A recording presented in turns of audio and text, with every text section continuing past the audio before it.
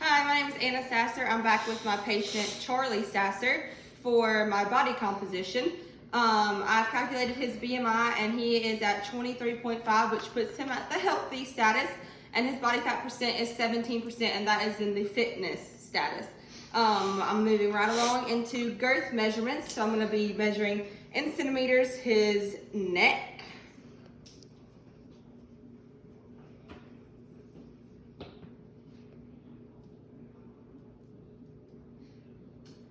And that is 41.5 centimeters. So I'm just going to document that. Moving on to his chest.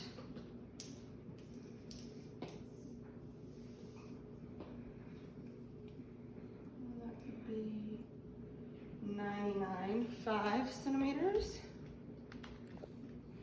Waist.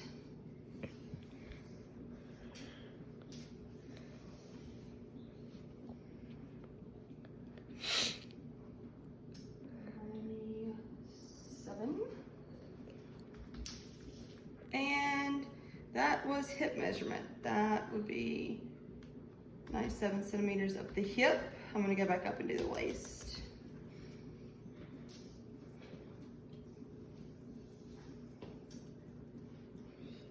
Waist would be 89 centimeters. And those are my girth measurements. Moving on to the 7-site skin folds. I do not have a caliper measurement, so I'm just gonna talk through these and show you where I would do the skin fold measurements and how I would do them. Starting with the abdominal, I would do it right to the side of the umbilicus, and I would pinch the skin out, hold it with the caliper and measure. For the pectoral, I would do it right on the pec muscle here, pinch, measure. For the subscapular, I would have him turned around. I would be on the subscapularis muscle, pinch here and measure. And then for the suprailiac would be right above the iliac crest on the hip. So we would find that, pinch, measure. For the thigh would be right on the anterior thigh here on the quadriceps muscle. Can't get much on him, so that would be where the caliper came in handy, pinch and measure. Triceps would be on the back of the arm right here, pinch and measure that. And then last we have the mid-axillary, which would be on the axilla, in here, pinch and measure. And then I'll document all of that. For range of motion, I don't have a goniometer, so I'll be talking through range of motion. Here I'm looking for symmetry of movement and equal motion bilaterally. And so I will be documenting the averages for all of that, and I will put if he has any discrepancies for his range of motion. So for shoulder flexion, I'm gonna have you follow me and just come all the way up and as far back as you can. And I'll have the goniometer relax for me.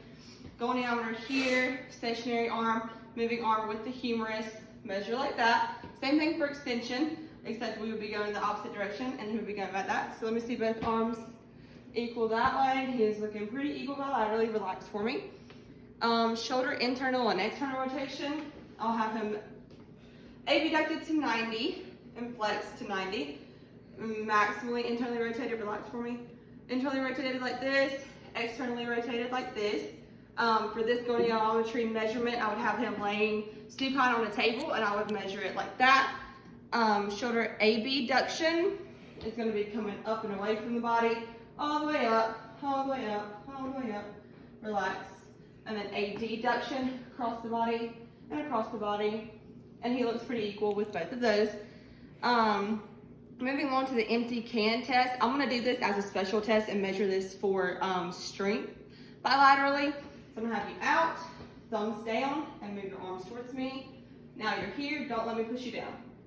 And he has equal strength bilaterally. Turn around for me. I'm gonna do the Gerber lift-off test. So I want you to have your arm like this for me, and this is the motion I want you to do, and I'm gonna resist it, okay? I'm good. Okay, go ahead and resist. Go, switch, and push me off. Good. And he has equal strength in both of those bilaterally, so I will document that.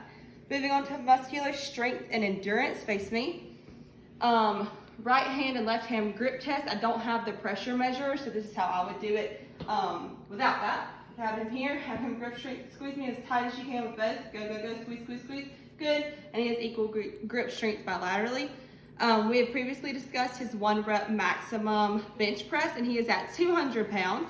And now we will do maximum push-ups and maximum sit-ups. So he's going to demonstrate that for us.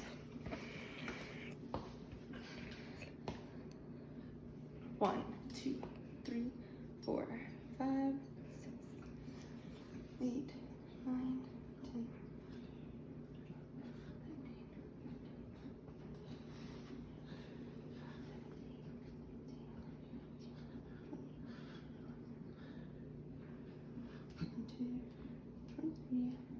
24, 25, 26, 27. Okay, so we are at a maximum of 27 push-ups, and I think that's a good stopping point before he loses his form. Now we'll move on to the curl-ups. I don't know if that means like curl-ups here or sit-ups, so we're gonna go with sit-ups because we don't have barbells.